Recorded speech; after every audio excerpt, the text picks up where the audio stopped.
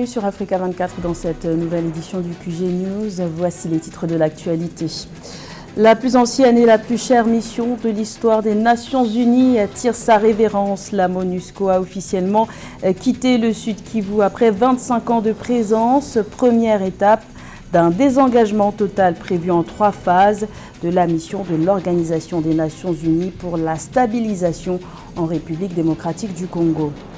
Après un ralentissement en 2023, les envois de fonds vers l'Afrique subsaharienne devraient connaître une modeste augmentation d'environ 1,5% en 2024 d'après la Banque mondiale, une hausse qui s'inscrit dans le cadre d'une augmentation globale des envois de fonds mondiaux cette année. Et vers un renforcement de la sécurité aéroportuaire au Gabon, une trentaine d'agents vont être formés pendant 3 semaines en vue d'améliorer les contrôles effectués par les services de douane à l'aéroport de Libreville. Mais tout d'abord, la capitale du Niger, Niamey, va accueillir ce samedi 6 juillet le premier sommet des dirigeants de l'Alliance des États du Sahel, AES. L'hôte de cet événement, le général Abdourahmane Tiani, recevra le colonel Assimi Goïta du Mali et le capitaine Ibrahim Traoré du Burkina Faso. L'objectif de cette rencontre est clair, donner une impulsion à cette jeune organisation créée en septembre dernier et composée de 3 pays dirigés par des régimes militaires. Notons que cette rencontre des dirigeants de l'AES se tient juste avant le sommet annuel de la Communauté économique des États de l'Afrique de l'Ouest, prévu le 7 juillet au Nigeria. Pour rappel, le Mali, le Niger et le Burkina Faso se sont retirés de la CEDEAO en janvier 2024. C'est un retrait qui met fin à 25 ans de présence. La mission de l'Organisation des Nations Unies pour la stabilisation en République démocratique du Congo, MONUSCO, a quitté le 30 juin la province du Sud Kivu, située dans l'Est congolais. La concrétisation d'une décision prise en décembre 2023 par le Conseil de sécurité de l'ONU en réponse à une demande des autorités congolaises. Plus de détails avec Paul-Marcel Mayagui.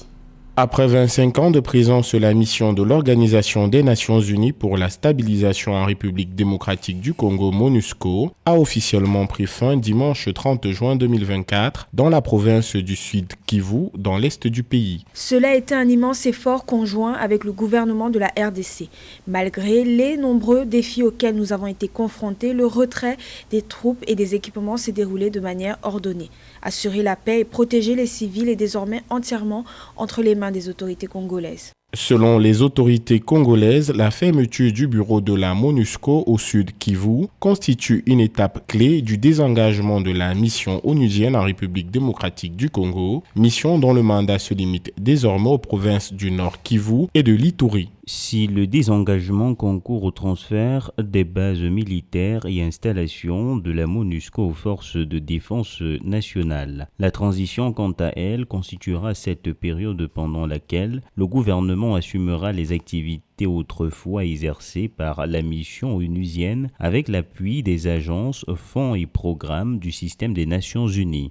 Depuis 2002, la présence de la MONUSCO au Sud Kivu a permis d'assurer une protection physique directe à près de 3 millions de personnes et de soutenir les forces armées congolaises par le biais d'opérations conjointes. Au cours des 20 dernières années, la MONUSCO a aidé à démobiliser plus de 4600 combattants et enfants associés à des groupes armés, à collecter et détruire plus de 44 000 munitions et explosifs. La mission a également contribué à l'acheminement du matériel électoral durant les élections. La MONUSCO, qui à la base était au Congo pour la paix et la stabilisation de ces pays, a très largement échoué dans ses missions pour la paix, mais jouait un rôle capital dans la stabilisation de ces pays, dans ce sens que dans certaines parties du Congo, la MONUSCO jouait presque le rôle de l'État en remplacement de l'État défaillant congolais. Alors, ces deux parts, si sur le plan paix peut réjouir une partie de la population, mais côté stabilisation, la MONUSCO va manquer à la population congolaise. Le désengagement de la MONUSCO intervient alors que la province du Nord Kivu fait face à une offensive d'ampleur de la rébellion du mouvement du 23 mars M23, soutenue par des éléments de l'armée rwandaise. 55 milliards de dollars, c'est le montant total des transferts de fonds des diasporas africaines attendus en 2024. Selon la Banque mondiale, un flux en hausse de 1,5% par rapport à 2023. Il s'agit d'une légère reprise puisque les envois de fonds de la diaspora vers l'Afrique subsaharienne étaient en baisse de 0,3% en 2023. Notons que pour beaucoup de pays, ces transferts sont devenus la principale source de devises. Le point avec Philomène. En 2024, les envois de fonds vers l'Afrique subsaharienne devraient connaître une modeste augmentation d'environ 1,5% après un ralentissement de 0,3% en 2023 selon un récent rapport de la Banque mondiale. Ces flux devraient s'établir à 55 milliards de dollars en 2024 contre 54 milliards de dollars en 2023. Cependant, il s'agit d'une croissance plus faible que prévu. Les trois grands facteurs qui peuvent justifier de la stagnation des remises migratoires à destination de l'Afrique subsaharienne sont, premièrement, dont le coût de transaction est suffisamment élevé et malheureusement les années passent, ça ne baisse pas. Deuxièmement, l'aménagement des conditions d'émigration qui finit donc par donner la possibilité à certains émigrés de faire venir leur famille tout autour d'eux. Et enfin, bien entendu, l'inflation à l'échelle mondiale a érodé le pouvoir d'achat de la diaspora. Selon la Banque mondiale, des facteurs de risque pourraient peser sur cette perspective de croissance projetée des envois de fonds de la diaspora vers les pays d'Afrique subsaharienne en 2024. Il s'agit notamment d'une croissance plus faible dans les pays développés qui entraînera une baisse des envois de fonds de la diaspora africaine, une probable perturbation de la chaîne d'approvisionnement mondiale, des risques sécuritaires et des risques climatiques dans plusieurs pays africains. Ces remises sont d'une contribution certaine à l'aménagement des espaces de vie là-bas, à l'amélioration des conditions de vie et surtout également pour ce qui est de la prise en charge socio-sanitaire de certains parents restés au pays. L'institution de Bretton Woods indique que la Gambie, le Lesotho, les Comores, le Libéria et le Cap-Vert sont les pays les plus dépendants des envois de fonds. Par ailleurs, l'Afrique subsaharienne reste la région où les frais d'envoi de fonds sont les plus élevés. Selon la Banque mondiale, les expéditeurs ont dû payer une moyenne de 7,9% pour envoyer $200 vers les pays africains en 2023. C'est ce vendredi 5 juillet que s'achève la première conférence panafricaine de l'Union africaine sur l'éducation des filles et des femmes à Addis Abeba, en Éthiopie. La promotion de l'égalité des genres dans l'éducation a été au cœur de cet événement de 4 jours, une réflexion cruciale à l'heure où les inégalités entre les genres persistent, notamment en raison des crises humanitaires. Plus de détails avec Sarah Yemele et Séverin Douke. L'écart entre les hommes et les femmes en Afrique reste un défi de taille, malgré les progrès réalisés au fil des ans, notamment dans la réalisation de l'éducation primaire universelle. Un écart important entre les sexes persiste sur le continent africain, selon les experts. C'est dans cette optique que le Centre international pour l'éducation des filles et des femmes en Afrique de l'Union africaine organise la première conférence panafricaine de l'Union africaine sur l'éducation des filles et des femmes du 2 au 5 juillet 2024 à Addis Abeba en Éthiopie, en vue d'assurer un accès équitable à une éducation de qualité pour les filles et les femmes, en particulier dans les situations humanitaires. De nombreux gouvernements ont vraiment pris conscience de l'importance de l'inclusion et de la nécessité de ne laisser personne de côté. Je suis sûre que tout le monde a entendu parler du slogan « Ne laissez personne de côté ». Il s'agit simplement de donner à chacun une chance égale.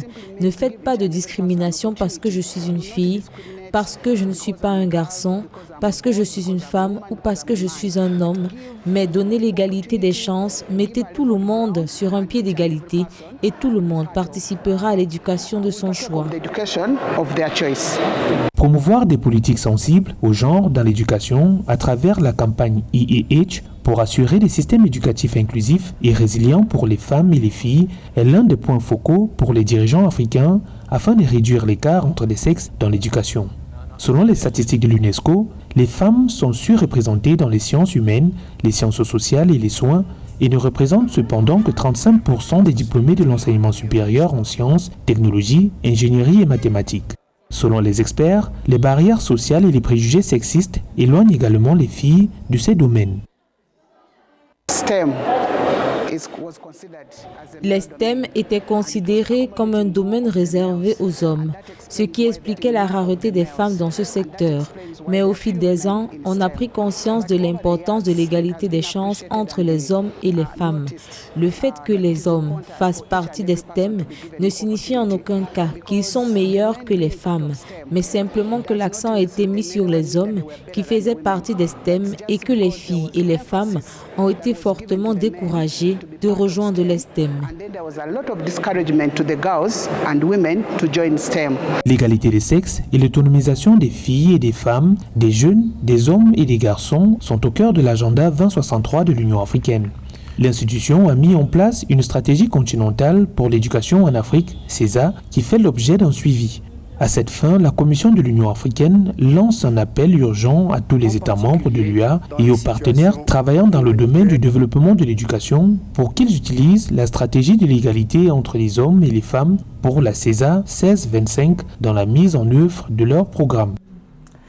Au Gabon, une trentaine d'agents des services douaniers aéroportuaires vont bénéficier d'une formation en imagerie radioscopique. Des sessions de formation ont été lancées le 1er juillet au siège de l'Agence nationale de l'aviation civile. Objectif affiché, renforcer la sécurité au sein de l'aéroport de Libreville. Les précisions de Marie-Roger Kouaou.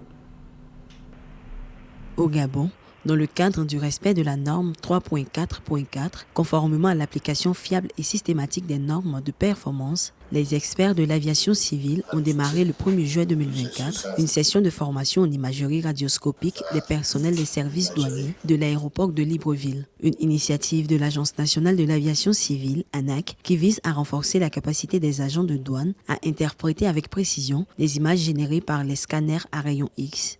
Tout ceci s'inscrit dans la droite vision du directeur général de la douane, qui a bien voulu faire équiper les services de douane des scanners. Il faudrait savoir que l'utilisation des scanners obéit à certains principes et certaines normes. Durant 3 semaines, 35 agents triés au volet participeront à des sessions intensives axées sur la lecture et l'analyse des images radioscopiques. Ces agents seront désormais mieux équipés pour détecter les substances et objets potentiellement dangereux dissimulés dans les bagages et les marchandises. Cette formation mettra également fin à la fouille de bagages au départ et à l'arrivée des passagers. Cette formation en fait s'inscrit dans la volonté de contribuer à la modernisation de notre plateforme aéroportuaire. La mise en œuvre de scanners vise à rendre plus qualitatif les contrôles effectués par les services de douane. Mais en réalité, il s'agit surtout de veiller à ce qu'il n'y ait plus trop d'attente en ce qui concerne les passagers qui ont fait de longs voyages, qui passent un temps relativement long également à récupérer ces bagages en arrivée. Donc il s'agit en fait de contribuer à ce que les contrôles soient plus rapides. La sécurité constitue l'une des priorités absolues dans les opérations aéroportuaires pour ce pays d'Afrique. En améliorant les compétences des agents, mais aussi la sécurité aéroportuaire, l'ANAC et l'administration des douanes du Gabon contribuent à instaurer des procédures de contrôle plus strictes et efficaces, réduisant ainsi les risques pour la sécurité publique et renforçant la confiance des voyageurs.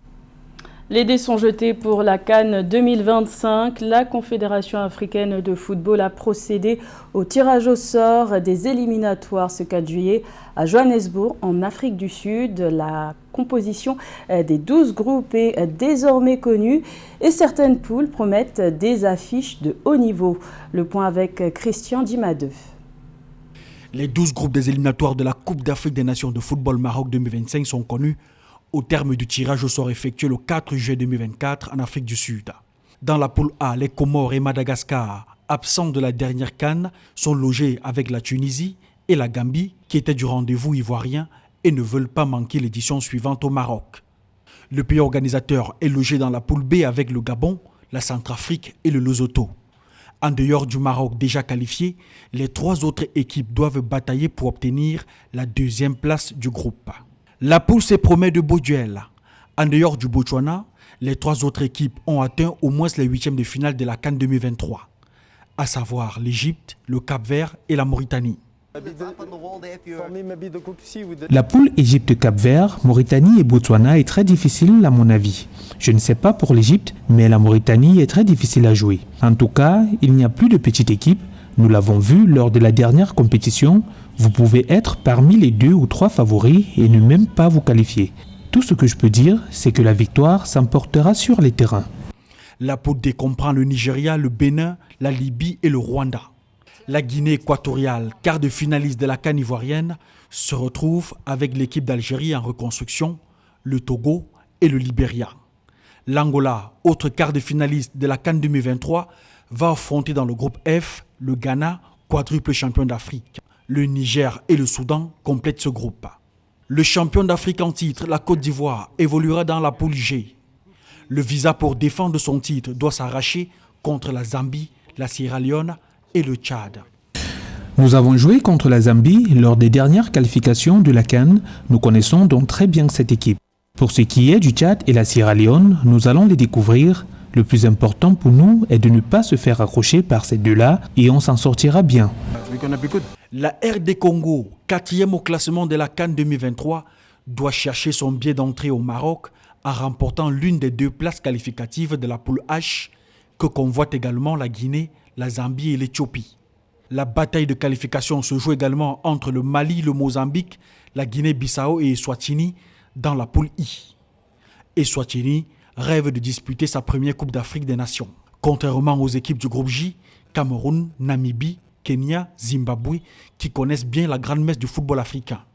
L'Afrique du Sud, 3e à la CAN 2023, sera en duel contre l'Ouganda, le Congo et le Soudan du Sud dans la poule K.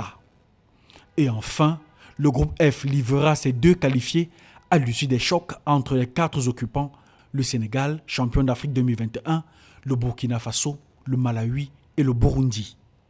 Les éliminatoires débutent en septembre 2024. La CAN marocaine est prévue quant à elle du 21 décembre 2025 au 18 janvier 2026. C'était le journal de la rédaction. Merci de l'avoir suivi. L'information continue sur Africa 24.